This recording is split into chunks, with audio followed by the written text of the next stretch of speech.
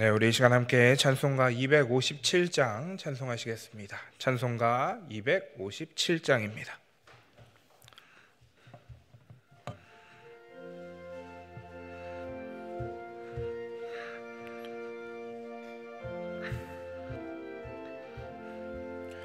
마음에 가득한 의심을 깨치고 지극히와 평안 마음으로 찬송을 부르는 어린 양 예수의 그 피로 속죄함 얻었네. 속죄함 속죄함 주 예수 내 죄를 속했네. 할렐루야 소리를 합하여 함께 찬송하세. 그 피로 속죄함 얻었네. 금이나 은같이 없어질 보배로 속죄함 받은 건 아니요. 거룩한 하나님 어린 양 예수의 그 피로 속죄함 얻었네. 속죄함 속죄함 주 예수 내 죄를 속했네. 할렐루야 소리를 합하여 함께 찬송하세. 그 피로 속죄함 얻었네. 나 같은 죄인이 용서함 받아서 주 앞에 옳다함 얻음을 확실히 믿기는 어린 양 예수의 그 피로 속죄함 얻었네. 속죄함 속죄함 주 예수 내 죄를 속했네. 할렐루야 소리를 합하여 함께 찬송하세. 그 피로 속죄함 얻었네. 거룩한 천국에 올라간 후에도 넘치는 은혜의 찬송을 기쁘게 부르는 어린 양 예수의 그 피로 속죄함 얻었네. 속죄함 속죄함 주 예수 내 죄를 속했네. 할렐루야 소리를 합하여 함께 찬송하세. 그 피로 속죄함 얻었네. 아멘. 우리 계속해서 261장 찬송하겠습니다. 찬송가 261장입니다.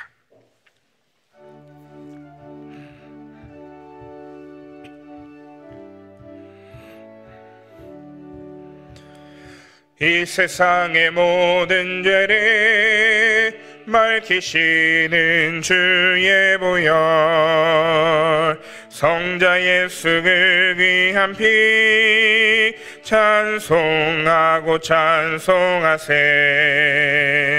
주님 앞을 멀리 떠나 길을 잃고 헤맬 때에 나의 뒤를 따라오사 친히 구원하셨도다. 흰 눈보다 더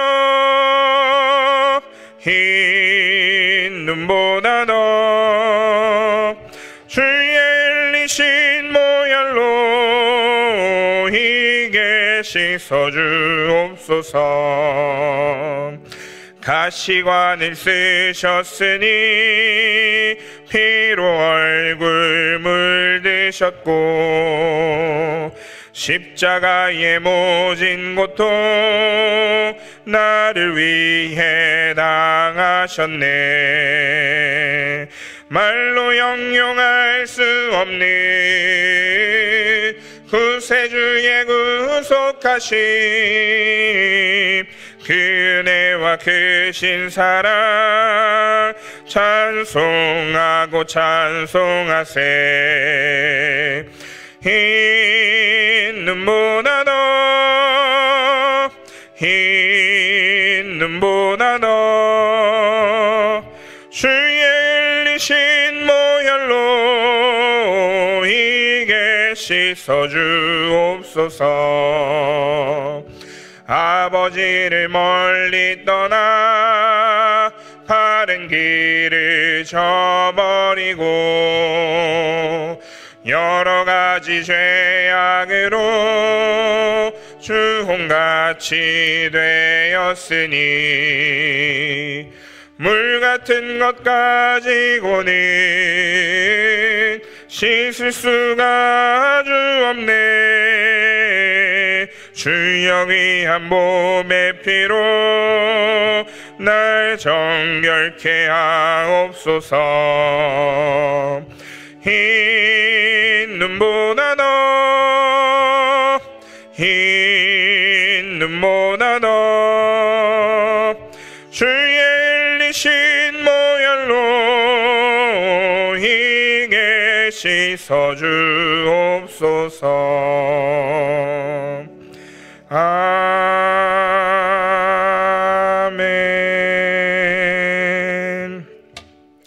네, 이 시간에는 우리 김영옥 집사님 나오셔서 우리를 대표해 기도하시겠습니다.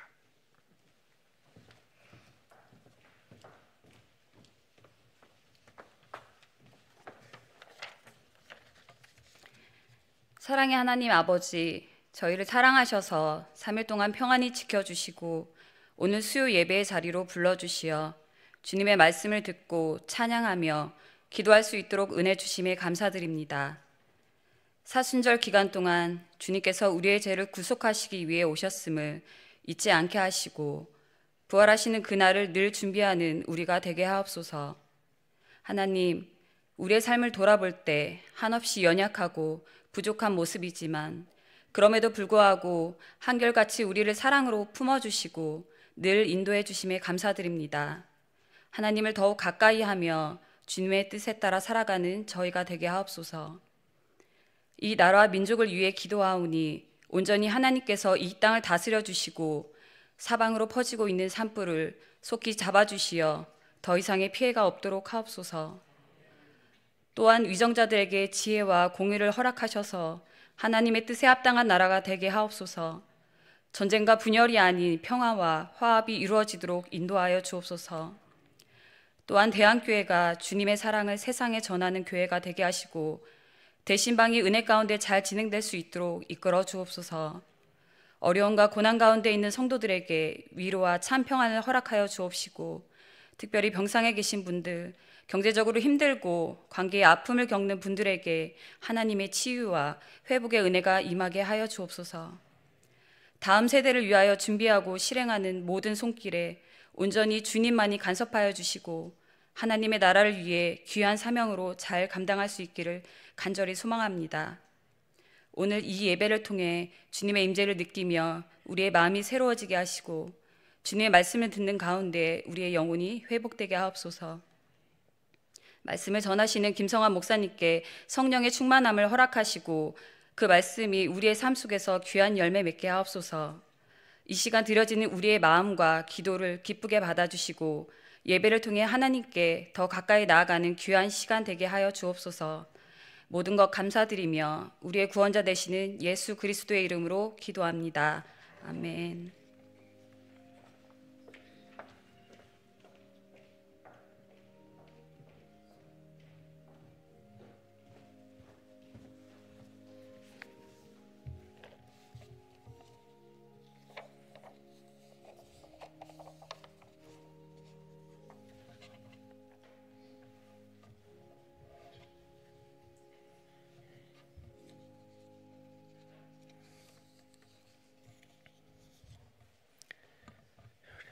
로마서 3장 1절에서 20절까지 말씀 보겠습니다. 로마서 3장 1절에서 20절까지 함께 읽겠습니다. 그런즉 유대인의 나음이 무엇이며 할례의 유익이 무엇이냐? 범사에 많으니 우선은 그들이 하나님의 말씀을 맡았음이니라. 어떤 자들이 믿지 아니하였으면 어찌하리요? 그 믿지 아니함이 하나님의 미쁘심을 패하겠느냐? 그럴 수 없느니라. 사람은 다 거짓되되 오직 하나님은 참되시다 할지어다. 기록된 바 주께서 주의 말씀에 의롭다함을 얻으시고 판단받으실 때에 이기려 하심이라 함과 같으니라. 그러나 우리 불의가 하나님의 의를 드러나게 하면 무슨 말 하리요? 내가 사람의 말하는 대로 말하노니 진노를 내리시는 하나님이 불의하시냐? 결코 그렇지 아니하니라. 만일 그러하면 하나님께서 어찌 세상을 심판하시리요? 그러나 나의 거짓말로 하나님의 참되심이 더 풍성하여 그의 영광이 되었다면 어찌 내가 죄인처럼 심판을 받으리요? 또는 그러면 선을 이루기 위하여 악을 행하자 하지 않겠느냐? 어떤 이들이 이렇게 비방하여 우리가 이런 말을 한다고 하니 그들은 정죄받는 것이 마땅하니라. 그러면 어떠하냐? 우리는 나으냐? 결코 아니라. 유대인이나 헬라인이나 다 죄 아래에 있다고 우리가 이미 선언하였느니라. 기록된 바 의인은 없나니 하나도 없으며 깨닫는 자도 없고 하나님을 찾는 자도 없고 다 치우쳐 함께 무익하게 되고 선을 행하는 자는 없나니 하나도 없도다. 그들의 목구멍은 열린 무덤이요 그 혀로는 속임을 일삼으며 그 입술에는 독사의 독이 있고 그 입에는 저주와 악독이 가득하고 그 발은 피 흘리는데 빠른지라. 폐멸과 고생이 그 길에 있어 평강의 길을 알지 못하였고 그들의 눈앞에 하나님을 두려워함이 없느니라 함과 같으니라. 우리가 알거니와 무릇 율법이 말하는 바는 율법 아래에 있는 자들에게 말하는 것이니 이는 모든 입을 막고 온 세상으로 하나님의 심판 아래에 있게 하려 함이라. 그러므로 율법의 행위로 그의 앞에 의롭다 하심을 얻을 육체가 없나니 율법으로는 죄를 깨달음이니라. 아멘. 인간들의 역사는 경쟁의 역사다, 그렇게 바르트가 이야기를 합니다. 서로 잘났다고 자기 우월감을 드러내는, 자기 의를 과시하는 것이 역사다. 그래서 정의와 평화라고 하는 것은 사실은 이데올로기라고 하는 것을 말하지만 그것을 가장해서 결국은 자기를 살리고 싶은, 자기를 드러내고 싶은, 자기 나라가 더 뛰어나다라고 말하고 싶은 우월감의 싸움이다, 그렇게 정의를 합니다. 바르트라고 하는 신학자의 이야기입니다. 그런데 그 정의라고 하는 것조차도 마지막 날 하나님의 심판대 앞에 다 서게 된다. 이 역사가 끝난다라고 하는 것, 이데올로기 전쟁이 되었건 종교 전쟁이 되었건 그것이 끝난다라고 하는 것, 그것이 심판 앞에 서는 것이고 종말이다. 그래서 종말의 날이 되면 스스로 높다라고 자고하게 여기던 것도, 혹은 나는 아무것도 아니다라고 하던 것도 높은 것은 낮아지고 낮은 것은 높아지게 되는, 하나님 앞에 다 공평하게 세우게 되는 그날이 오게 된다라고 말합니다. 하나님 앞에 하나님이 가지고 있는 단 한 방울의 영원이라고 하는 그 시간은 우리가 가지고 있는 바다라고 하는 시간을 다 합친 것보다 훨씬 크다. 하나님의 영원이 한 방울이라고 한다면 우리의 시간을 바다라고 표현해도 하나님의 한 방울에 미치지도 못한다라고 말합니다. 우리가 가지고 있는 시간, 똑딱똑딱똑딱 하고 가고 있는 이 시간이 쌓이고 쌓여서 영원이 되는 것 아닙니다. 우리는 그것을 무제한, 우리 아이들이 초등학교 1학년, 2학년 때 아이들이 싸움이 나요. 우리 아빠가 더 커, 우리 아빠가 더 커 하고 이야기하다가 우리 아빠 힘이 더 세, 얼만큼 100배, 1000배, 10,000배 하다가 아이들이 더 이상 숫자를 세지 못하면 영원만큼 이야기합니다. 만을 만 번 해서 영원이 나오는 게 아닙니다. 영원이라고 하는 영원이라고 하는 것과 시간은 양적인 차이가 아니라 질적인 차이입니다. 시간이 끊임없이 가기 때문에 영원한 것이 아니라, 영원은, 하나님의 영원이라고 하는 한 방울은 우리가 가지고 있는 시간이 차곡차곡 쌓여서 만들어진 바다라고 하는 것하고는 비교할 수 없는 것이다. 그것이 우리의 시간과 하나님의 영원이다. 그래서 우리는 어떤 시간을 살아가든지 간에 결국은 하나님의 심판 앞에 서게 된다라고 이야기합니다. 그런 심판하신다라고 하는 것이 무엇일까? 하나님이 판단하고 처벌하신다라고 하는 것, 그것만 이야기하는 것이 아니다. 심판은, 하나님이 심판하신다라고 하는 것은 모든 굽어진 것들을 올바르게 만드는 것이 하나님의 심판입니다.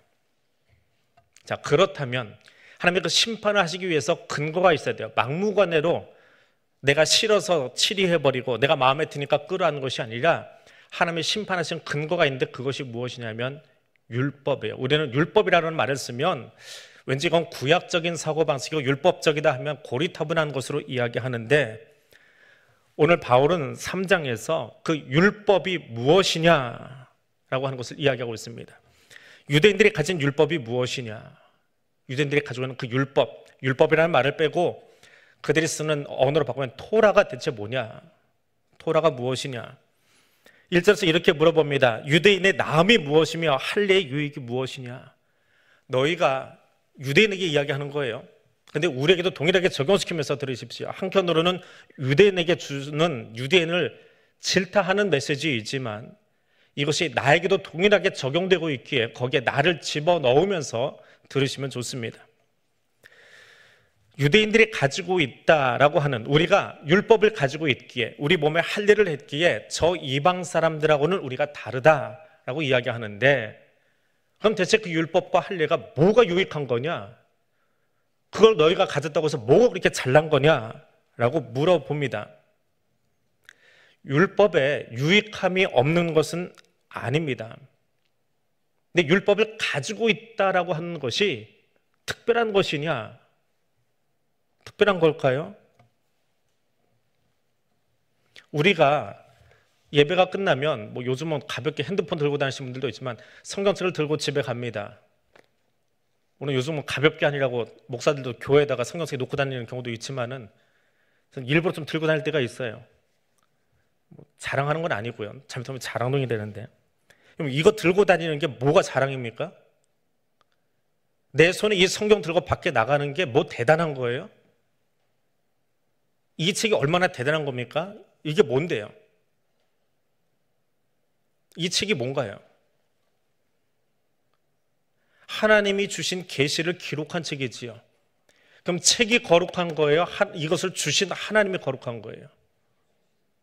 주신 분이 거룩한 거지요. 유대인들의 착각이 거기서 나옵니다. 율법을 우리가 가지고 있다. 너희는 이거 없지? 너희는 이런 성경책 없지? 나는 이런 성경책이 있다? 라고 이야기합니다. 예전에 신방을 가면서 이게 이제 성경하고 찬송이 같이 들어가 있는 건데 좀 무거워요, 사실은. 이거 들고 다니는 게. 가벼운 게 있습니다. 제가 장례식 때는 좀 가벼운 게 얇게 된 게 있어요. 그걸 들고 대신방을 간 적이 있어요. 옆에 갔던 권사님이 그러시더라고요. 목사님 너무 권위가 없어 보여요.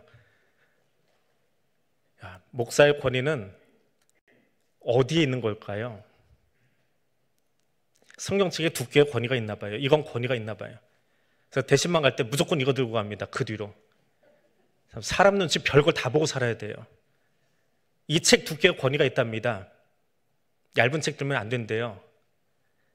이것도 소자 성경이고 이거 중자 성경이거든요. 소자 합본 있으면 이것보다 더 얇고 가볍습니다. 그거 들고 다니면 권위가 없답니다. 똑같은 이치예요. 유대인들을 야단치는 것이나 지금 우리의 모습이나 하나도 변하지 않았어요. 율법을 들고 있는 게 대체 뭐냐? 율법 자체가 중요한 거냐? 아니면 이것을 주신 하나님 그분이 중요한 거냐라고 하는 거예요. 율법이 뭐예요? 토라가 무엇입니까? 하나님이 모세를 통해서 시내산에서 이스라엘에게 계시해 주신 말씀이 율법이거든요. 계시예요. 바꾸고 이야기하면 하나님의 계시거든요. 하나님의 계시라고요. 계시가 기록된 책이 중요한 게 아니라 하나님, 계시해 주신 하나님이 중요한 건데 그 하나님은 기억하지 않고 그 계시가 기록된 말씀을 우리가 가지고 있다. 이방인들은 안 가지고 있는데 우리는 가지고 있다. 그래서 우리는 특별하다라고 착각하고 있는 거예요. 동일하게 할례가 특별한 것입니까? 세례가 특별한 것입니까? 할례를 왜 했습니까? 지난주간에 한번 말씀드렸죠. 할 일 왜 했습니까? 아브라함이 약속을 어겨서요. 너 죽었다라고 하는 표시를, 너 약속 어겼으니까 죽어야지. 횃불 언약을 어겼으니까 죽어야지. 13년 만에 나타나신 하나님이 너 네 몸에 죽었다는 표시하자. 너와 내 집에 있는 모든 남자들 할례해라. 할례를 왜 했다고요? 건강 때문에요? 유대인이니까요? 아니요. 약속 어겼다라고 하는 표시를 네 몸에 달고 살아라. 그래서 그걸 볼 때마다 나는 죽었습니다. 나는 약속을 어긴 자들입니다. 그거 달고 있는 게 자랑입니까? 부끄러워야지요. 우리는 약속을 어긴 그 조상의 자손들입니다. 우리는 그런 죄인들입니다. 그것을 보게 하는 것이 할례라는 거거든요. 그런데 계시가 기록된 말씀을 주고 몸에 그 죽음의 표시 할례를 남겨놨더니 이걸 자랑하고 다녀요. 군대에서 어깨에다 녹색 견장을 하나 채워줄 때가 있습니다. 똑같은 병사들인데 어떤 병사에다 녹색 견장이 하나 채워집니다. 분대를 혹은 소대를, 중대를 지휘하는 지휘관 견장입니다. 같은 소위 계급장을 달고 있어도, 중위 계급장을 달고 있어도 모두가 다 녹색 견장을 차지는 않아요. 그건 지휘관만 찹니다. 참모들은 차지 않아요. 저는 녹색 견장을 차본 적이 없습니다. 전 참모직만 했기 때문에 녹색 견장을 차본 적이 없어요. 근데 이것만 차면 사람들이 어깨가 달라져요. 말투가 달라지고요. 자세가 달라집니다. 녹색 견장에 힘이 있는 거예요. 그 직을 수행하도록 명령한 명령권자가 힘이 있는 거예요. 근데 여기에 견장 하나만 차면 자기가 뭐가 된 줄 알아요. 그게 더 힘이 있는 줄 알아요. 비단 군대 이야기만은 아니에요. 우리 사회에서도 마찬가지고요. 우리 직분도 마찬가지입니다. 그게 견장이 되고 그게 자랑이 되고 그게 권위가 될 수 없다는 거예요. 중요한 것은 2절에 나옵니다. 범사의 2절이죠. 그들이 하나님의 말씀을 맡았음이니라. 유대인들이 말씀을 들고 있는 게 중요한 게 아니라 유대인들이 하나님의 말씀을 맡았다라고 하는 거예요. 유대인들이 자격이 있어서 다른 어떤 민족보다 IQ가 더 높아서 암기력이 좋아서 하나님이 그들에게 계시된 말씀을 너희들이 이 말씀 들고 있어라 라고 맡기셨나요?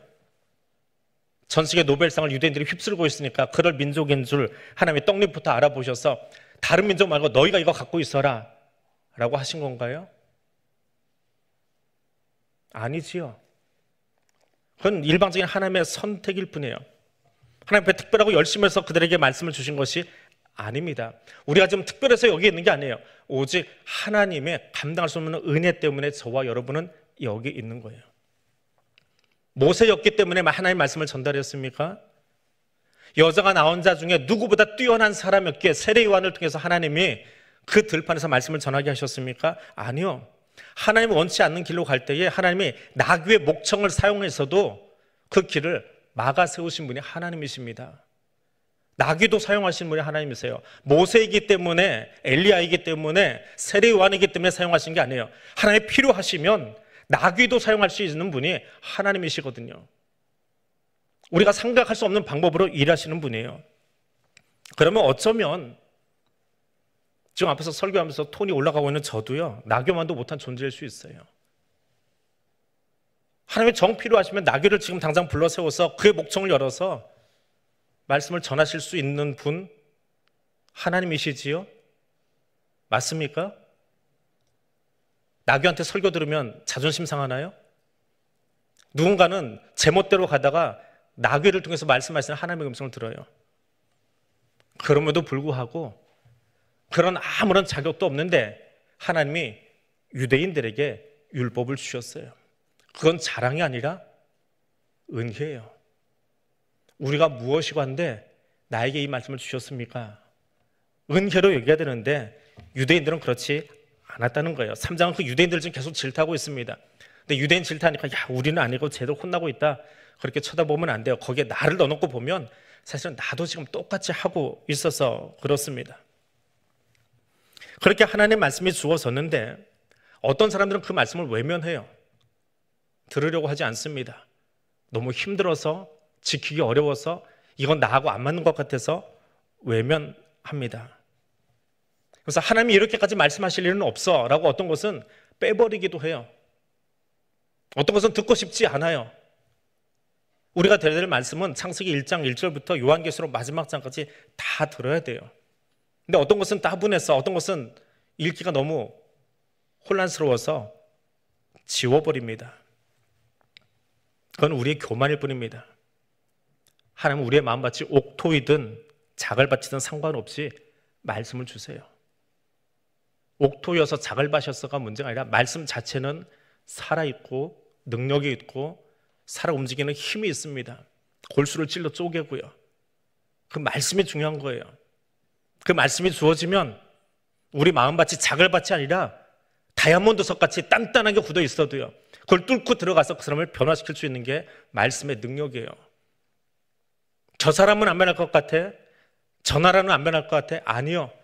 하나님의 말씀의 능력을 믿는다면 그 말씀이 들어가서 거기에 뿌리 내리고요, 거기서 나무가 만들어지고요, 그래서 열매를 맺을 수 있는 거예요. 우리와 상관없이 하나님은 변함없는 사랑이십니다.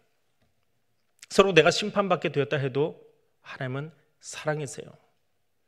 왜 날 사랑하지 않고 나를 이렇게 힘들게 하십니까? 그렇게 말할 자격이 우리에게는 없어요. 우리가 할 수 있는 말은 이 한 가지뿐입니다. 시편 116편 기자가 찬송했던 그 대목입니다. 화면에 띄워드리겠습니다. 내가 크게 고통을 당하였다고 말할 때에도 나는 믿었도다. 내가 놀라서 이르기를 모든 사람이 거짓말쟁이라 하였도다. 내게 주신 모든 은혜를 내가 여호와께 무엇으로 보답할까? 내가 구원의 산을 들고 여호와 이름을 부르며 여호와의 모든 백성 앞에서 나는 나의 서원을 여호와께 갚으리로다. 말씀을 듣는 순간 우리는 하나님을 만납니다. 하나님 내게 왜 고통 주세요? 하나님 나쁜 분이세요? 라고 말할 수 없어요. 그 고통 중에도 하나님은 이야기하세요. 우리가 이해할 수 없는 상황 속에서도 하나님은 이야기하세요. 그 순간 우리는 하나님을 만납니다. 하나님을 만나고 나면 깨닫는 게 있어요. 하나님이 이래서 내게 이 일을 허락하셨구나. 그게 아니고요, 내가 얼마나 못난 죄인인지가 보입니다. 말씀을 듣고 깨닫는 순간 하나님이 얼마나 의로우신 분인지 우리는 그분을 만나게 됩니다. 그것을 찬송하는 것이 시인들이에요. 고난 중에 불렀건 기쁨 중에 불렀건 예배 중에 불렀건 시인들이 늘 고백하는 것은 똑같아요. 처음에는 힘들어서 고통 가운데 힘겨움 가운데 눈물 가운데 찬송을 시작했을지라도 결국 그 찬송을 부르는 중에 하나님을 만나요. 하나님을 만나고 나니까 나는 그런 말할 자격이 없는 존재라는 걸 알아요. 내가 무엇이 간데 하나님을 향해서 같아부타 이렇다 저렇다 평가하고 말할 수 있습니까? 우리가 이해할 수 없는 일들을 하나님은 이미 펼치고 계세요. 나는 죄인이에요. 근데 그 죄인을 지금도 사랑하셔서 내가 돌아오기를 원하셔서 이 일들을 내가 이해할 수 없지만 이 일들을 하고 계시더라라고 하는 거예요. 그것을 만난 사람들이 부른 찬송이 시편이거든요. 내가 말씀을 전할 수 있는 것, 제가 오늘 여기 서 있는 것 목사이기 때문에 아닙니다. 그런데 나는 전달자일 뿐이에요. 내 생각이 나가면 내 말이 나가면 안 돼요. 우리는 운반자일 뿐이에요. 우리에게 서진 어떤 목사도 전도사도 당연한 운반하는, 어떻게 보면 세상으로 이야기하면 니어카 끌고 다니는 사람들이에요. 말씀을 운반해 주는 거예요. 거기에 내 생각, 내 감정, 내 것으로 올라가면 안 돼요. 하나님 것을 그대로 옮기는 사람들이에요. 하나님이 누구십니까? 여기 앉아있는 사람 중에 누구도 목사건 장로건 권사건 누구도요 하나님 자리를 대신할 수 없습니다. 사람은 다 거짓되고 참되신 분은 하나님 한 분밖에 없기 때문에 그렇습니다. 그런데 사람들은 어떻게 이야기한다고요? 5절에 가니까 괄호 처리된 게 하나 나와요. 5절 중간에 가면 내가 사람의 말하는 대로 말하노니. 하나님은 그런 분이세요. 하나님은 우리에게 계시를 주신 분이고 하나님은 누구와도 비교할 수 없는 참되신 분이에요. 참되신 분이에요. 그런데 참되시다라고 이야기하는데 사람들은 어떻게 말하느냐? 그 5절 이하에 사람들의 어리석음이 나옵니다. 자기의 논리로 하나님을 이야기하려고 하고요, 자기의 질서 있는 말로 말하려고 하고요, 그러면서 내가 가진 생각이, 내가 펴낸 논리가 가장 정확해, 나만큼 아는 사람 없어 라고 이야기하는데 그걸 신학이라고 이야기하는데 대단해 보이는 작업을 하는데 그렇게 해서 우리가 하나님을 다 알 수 있나요? 그렇지 않다라고 말하는 것이 5절 이하의 말씀입니다. 그 어떤 신학적인 추구도 하나님을 완벽하게 정의할 수 없어요. 우리가 가지고 있는 학문, 우리가 가지고 있는 지성, 우리가 가지고 있는 논리로 하나님을 만약에 풀어낼 수 있다면 그분은 더 이상 하나님이 아니에요. 그건 하나님일 수 없어요. 왜요? 나사의 과학자들이 모여서 여기는 이 마이크 분해해가지고 보면요, 저는 이 마이크를 잘 모르지만 마이크가 어떻게 생겼는지 잘 알 거예요. 이 구성이 어떻게 돼 있고 어떻게 해서 소리를 받는 기계고 알 거예요. 이 마이크가요 좀 구부러져 있죠, 끝에서. 이거 펼 때도 있는데 이 마이크 펴고 쓰면 안 좋습니다. 이 마이크는요 음성을 받는 데가 이 위쪽에 있어요. 동그랗게 양쪽에 이렇게 해서 이 앞쪽에서 말을 받지 않습니다. 사람이 말을 할 때 밑으로 떨어지거든요. 떨어진 음성을 이 윗면에서 받아가지고 전달하게 돼 있어요. 분해해 보면요 다 알 수 있어요. 뭐 누구 말로 이게 100만 원짜리라고 그러던데 처음에 우리 이 리모델링 할 때요 이게 좀 2대씩 지금 200만 원짜리 놓고 지금 설교하고 있는 거예요. 근데 그래 봐야 나사 과학자들이 와서 보면요 빤해요. 기계가 어떻게 생겼는지, 어떻게 지금 이게 전달되고 있는지. 그럼 더 이상 이거는 신기해 보이지 않아요. 근데 하나님을요 우리가 신학적인 작업을 통해서 다 풀어내고 다 설명할 수 있다면 그분은 하나님이 아니지요. 어떻게 하나님이에요? 그 정도는 우리가 다 알 수 있는데 우리의 어떤 것으로도 우리의 지성과 논리로 하나님을 규명할 수 없어요. 그래서 그분이 진정한 심판자가 되는 거예요. 이 땅의 법정에 있는 사람들은 우리가 같이 동의하고 만들어 놓은 법을 가지고 대한민국을 혹은 미국을 그들의 법을 가지고 판결을 합니다. 이 땅에 사는 사람들 중에 학문적 성과를 이룬 사람들이 오랜 시간 연수를 받고 훈련 받은 뒤에 저 법정에 앉아서 그 법대 위에 앉아서 그 법의 논리를 가지고 세상을 판단합니다. 그런데 하나님은요 그런 심판자가 아니에요. 우리가 알고 있는 법의 논리를 가지고 이 땅을 판단하신 분이 아니에요. 대한민국이 가지고 있는 정의로 하나님이 이 땅을 심판하실까요? 아니면 미국의 정의를 가지고 전 세계를 심판하실까요? 아니요. 하나님은 오직 하나님 말씀하신 계시에 된 그 법 가지고 마지막 날 이 땅을 심판하실 거예요. 그리고 그 법의 근거는 우리가 누구도 가타부타 말할 수 없어요. 대한민국의 법은 수시로 우리가 바꿀 수 있습니다. 시대 변천에 따라서 국민적 합의에 따라서 법을 바꾸기도 해요. 형량을 조절해 놓기도 해요. 근데 하나님의 법은요 정해져 있어요. 우리 모두는 다 그 앞에 서게 될 거예요. 왜요? 우리는 다 죄인이기 때문에 그렇습니다. 그럼에도 불구하고 사람들이 어리석은 말을 합니다. 그렇게 이해가 되지 않으니까, 그렇게 말을 해도 이해가 되지 않으니까 8절에서 이렇게 말합니다. 또는 그러면 선을 이루기 위하여 악을 행하자 하지 않겠느냐. 어떤 이들이 이렇게 비방하여 우리가 이런 말을 한다고 하니 그들은 정죄받는 것이 마땅하다. 하나님이 이해할 수 없대요. 악한 것도 다 합력해서 선을 이루어가게 하신대요. 그러면 좋은 일 하기 위해서 나쁜 짓 해도 괜찮지 않느냐라고 말하는 사람들이 있더래요. 이게 사람들의 말이에요. 8절을 세 번역으로 다시 한번 읽어드립니다. 좋은 일이 생기게 하기 위하여 악한 일을 하자 하고 말할 수 있겠습니까? 사실 어떤 사람들은 우리가 그런 말 한다고 비방합니다. 그런 사람들은 심판을 받아야 마땅합니다. 선을 이루어 보겠다고 폭력까지도 함부로 써도 된다라고 말하는 사람들, 그들을 하나님이 결국은 하나님의 심판대 앞에 세우시겠다라고 하는 거예요. 하나님 우리가 무엇을 하든지 다 선으로 바꾸어 가신다? 그 말을 오용하면 안 돼요. 악을 행해도 된다? 바울은 거기에 대해서 단호하게 이야기합니다. 그것은 내가 하나님인 줄 알고 착각하고 사는 사람들의 교만함이에요. 바울은 한마디로 이야기합니다. 우리가 통찰을 얻을 수는 있어요. 세상을 살아가는 통찰을 얻을 수는 있고 깨달을 수 있지만 그렇다고 아무리 우리가 노력해도 하나님과 동등하게 될 수는 없어요. 그러면 우리는 어떠하냐? 유대인들은 한참 야단치다가 9절에서 이야기합니다. 그러면 우리는 어떠하냐? 우리는 낫니? 로마의 성도들에게 보내는 편지예요. 야, 그러면 내가 좀 한참 유대인들을 혼내고 있으니까 로마에 있는 성도들이 이 편지를 받아들고요. 로마서는 그렇게 읽으시면 돼요. 이렇게 대목이 바뀔 때에 유대인들을 막 야단치고 있으면 한켠에는 유대인이 아닌 이방인들, 그리스도인들이 신난다 그래요. 아, 쟤들 혼난다. 형 혼날 때 동생들이 없어 박수치고 있는 것처럼, 이러고 있는 것처럼. 그러면 하나님은 또 유대인들을 한참 야단치다가 동일하게 그리스도인들을 향해서 똑같이 이야기하세요. 너희는 뭐 다르냐? 라고 하는 대목이 9절 이하예요. 너희는 다르냐? 우리 나을 거 없어. 유대인이나 헬라인이나 다 죄 아래 있어. 죄 아래 있다라고 하는 것은 결국은 우리가 마지막 날 어디로 간다는 거예요? 심판대 앞으로 간다는 거예요. 인간인 이상 우리는 다 죄인이에요. 그걸 잊어버리니까 나는 괜찮은 것처럼, 나는 의인인 것처럼, 나는 좀 뭘 아는 것처럼 교만하게 키재기하고 있는 거예요. 교회 안에서, 세상 안에서.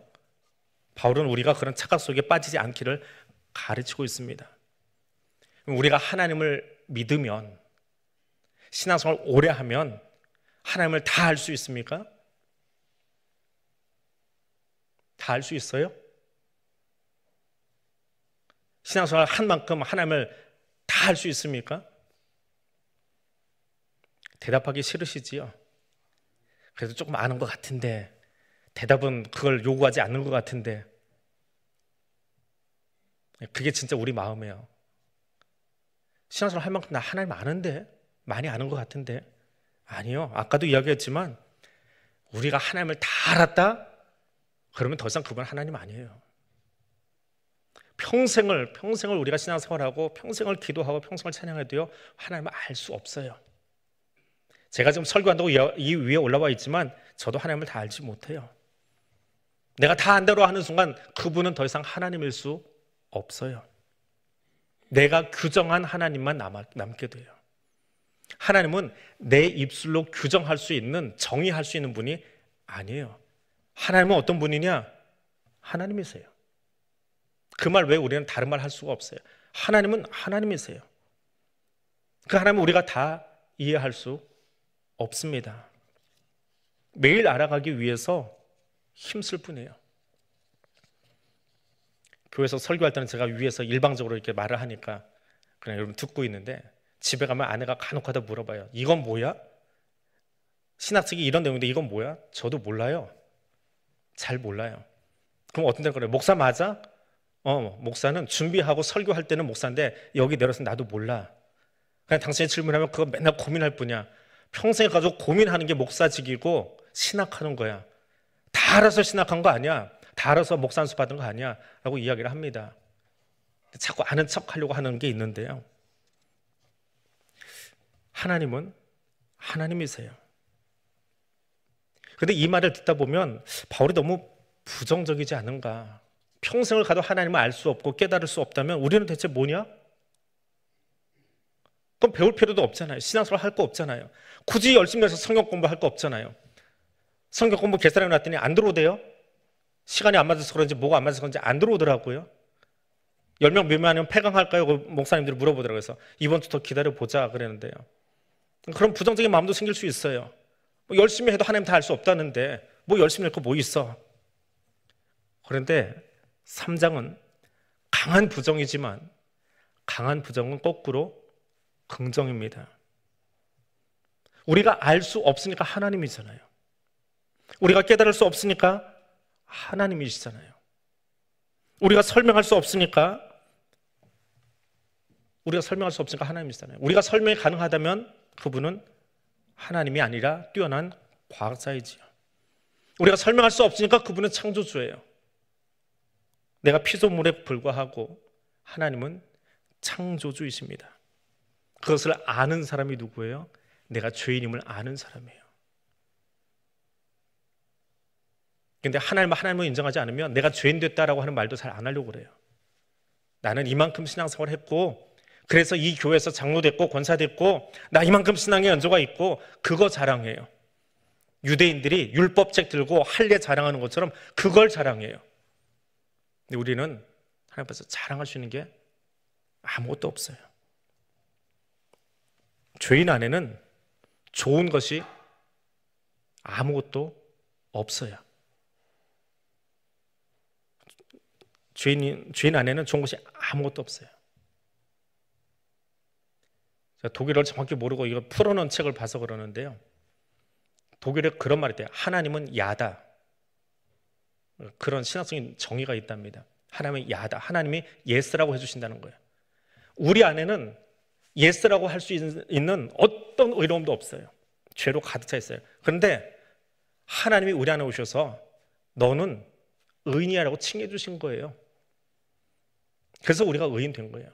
내가 무엇을 깨끗하게 해서가 아니라, 내가 열심히 노력해서가 아니라, 우리는 완벽한 죄인이에요. 처음부터 끝까지 완벽하게 타락한 죄인들이에요. 칼빈의 5대 정에 나오지요. 인간은 완벽하게 타락했어요. 이만큼의 여지를 남겨두고 요만큼은 의로운 게 남아있고, 그래서 요만큼 의로운 사람은 목사 되고 요만큼 의로운 사람은 뭐 장로 권사, 그런 거 아니에요. 똑같아요. 지금 여기 서 있는 저나 여러분이나 기분 나쁘게 여기지 마세요. 이게 기독교 신학이에요. 우리는 완벽하게 타락한 죄인들이에요. 근데 그 타락한 죄인에게 주님이 오셔서 괜찮아, 너 예수야, 너 의인이야 라고 칭해 주셨어요. 그래서 우리가 의롭다함을 인정받은 사람이 되는 거예요. 율법 아래 있다라고 하는 것, 19절로 넘어갑니다. 율법 아래 있다라고 하는 것, 종교적으로 우월하다고 여기는 사람, 신앙생활을 오래 해서 내가 좀 괜찮다라고 여기는 사람, 조심해야 돼요. 율법을 안다는 것, 유대인처럼 율법을 들고 있는 게 아니고 말씀을 안다라고 하는 것, 말씀을 들었다라고 하는 것은 그 아래로 들어가는 거예요. 들고 있는 게 아니고요, 말씀을 들으면 내가 이 말씀에 비춰보니까 얼마나 나쁜 죄인인지를 알고 그 밑에 엎드리는 사람이에요. 그래서 진짜 그리스도인이에요. 율법을 주신, 여기 계신 이 말씀을 주신 하나님을 깨닫기에, 이 깨달아지면 어떻게 돼요? 와, 신난다, 하나님이 내일 땅 사주신대, 그러는 거예요? 말씀을 보니까 우리 힘으로는 지킬 수 없어요. 이 성경 속의 무게보다도 더한 무게로 이 말씀의 무게가 느껴져요. 그리고 이 말씀을 주신 하나님을 두려워하게 돼요. 그러니까 엎드릴 수밖에 없지요. 그때 하나님이 오셔서 우리를 일으켜 주시는 거예요. 의롭다라고 해주시는 거예요. 믿을수록, 신앙생활 할수록 깨닫는 것은 내가 정말 죄인이라는 겁니다. 정말 죄인이라는 겁니다. 오늘 이것만 듣고 가시면 돼요.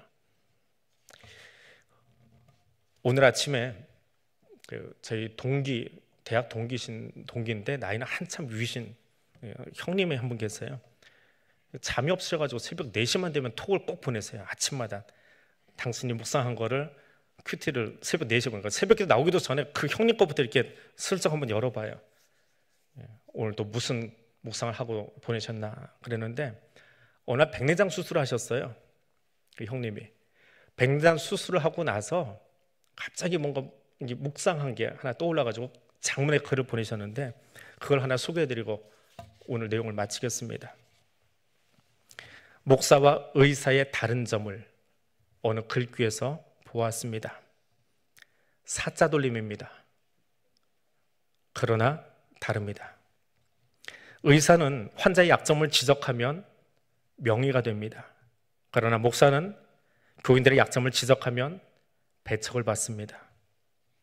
환자는 의사에게 가서 자신의 약점을 지적해달라고 합니다. 만약 의사가 괜찮다라고 하면 돌팔이가 됩니다. 만약 의사가 건강하다고 하면 돌팔이라고 합니다. 이래도 저래도 의사들이 힘들죠.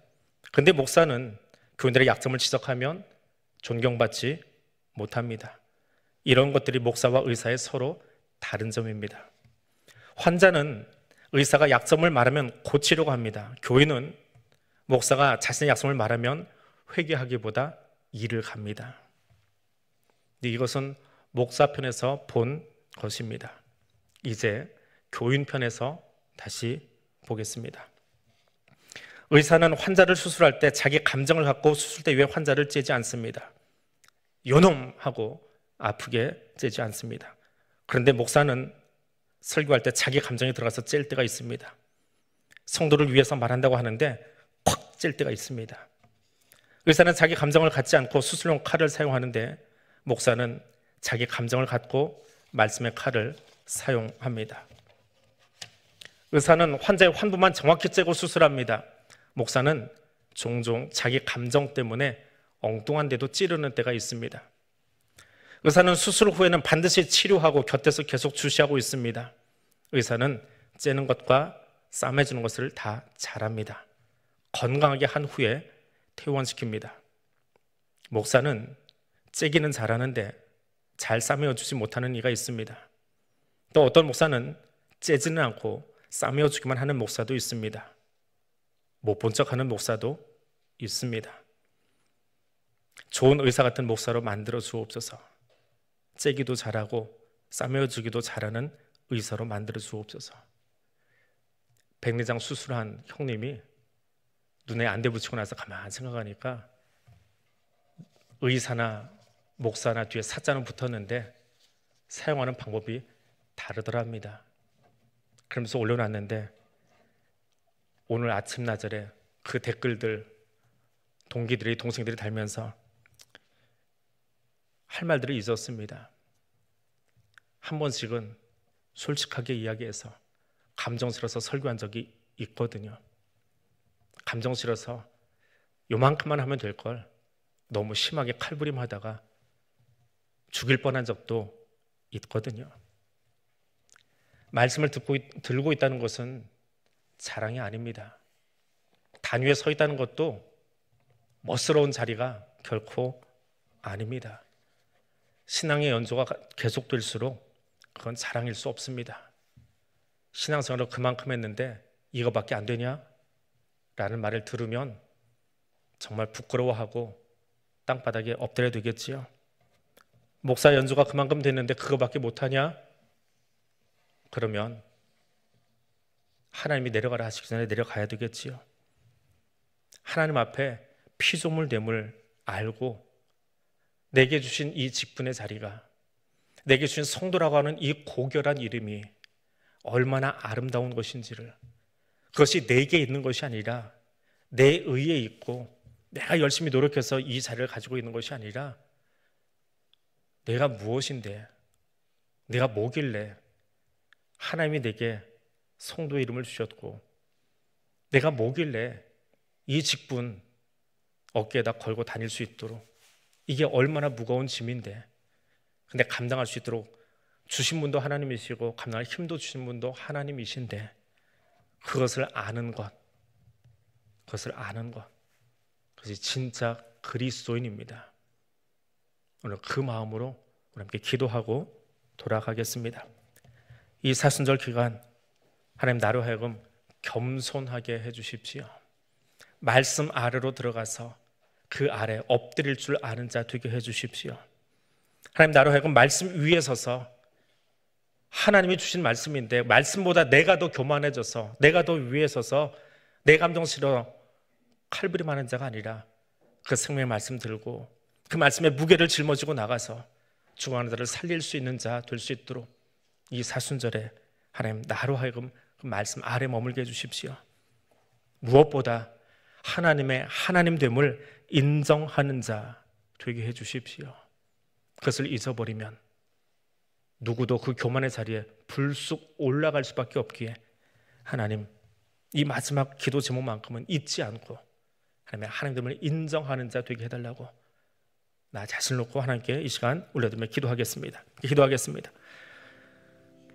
거룩하신 하나님, 율법을 들고 있음을 자랑하며 제 몸에 할례 받은 것을 자랑하고 있던 유대인들을 향하여 그것이 어찌하여 자랑이냐고, 그것이 어떻게 자랑거리가 될 수 있느냐고, 네가 무엇이길래 하나님이 너를 선택하셨고 네가 무엇이기에 하나님이 오늘 부르셔서 이 말씀을 맡을 수 있도록 허락하셨는지 그 은혜를 기억하고 은혜를 감사하며 찬송해야 될 자들이 자기의 잘남으로 자기의 멋스러움으로 그것을 들고 있는 줄을 착각하고 있었던 그 유대인들을 향해 주신 말씀을 우리가 듣습니다.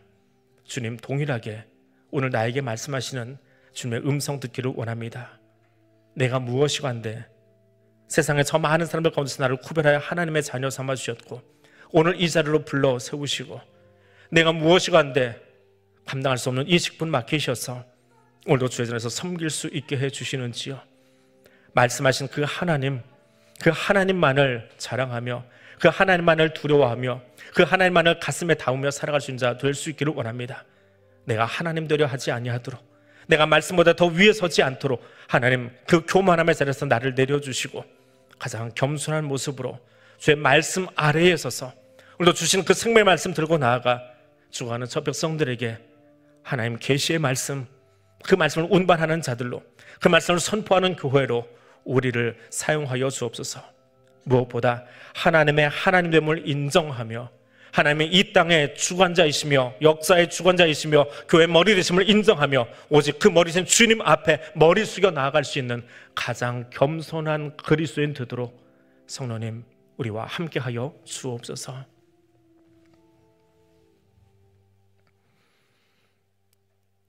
거룩하신 하나님, 오늘 나는 무엇을 자랑하고 있습니까? 세상 모든 사람들 가운데에 나 같은 죄인을 사랑해 주시고 구별하여 주시고 불러주시고 하나님 자녀 삼아 주시며 오늘도 은혜의 보좌 앞에 나와 예배드릴 수 있도록 허락해 주신 것, 그것만으로도 많이 빚어도 다 감당할 수 없는 은혜를 입었는데 하나님 오직 그것만 자랑하겠습니다. 오직 그것만 전하겠습니다. 하나님의 하나님됨을 인정하는 자로 살아가기를 원합니다. 성령님 우리와 함께하여 주옵소서. 예수님 이름으로 기도드립니다. 아멘. 하늘에 계신 우리 아버지, 아버지의 이름을 거룩하게 하시며 아버지의 나라가 오게 하시며 아버지의 뜻이 하늘에서와 같이 땅에서도 이루어지게 하소서. 오늘 우리에게 일용할 양식을 주시고 우리가 우리에게 잘못한 사람을 용서하여 준 것 같이 우리의 죄를 용서하여 주시고 우리를 시험에 빠지지 않게 하시고 악에서 구하소서. 나라와 권능과 영광이 영원히 아버지의 것입니다. 아멘.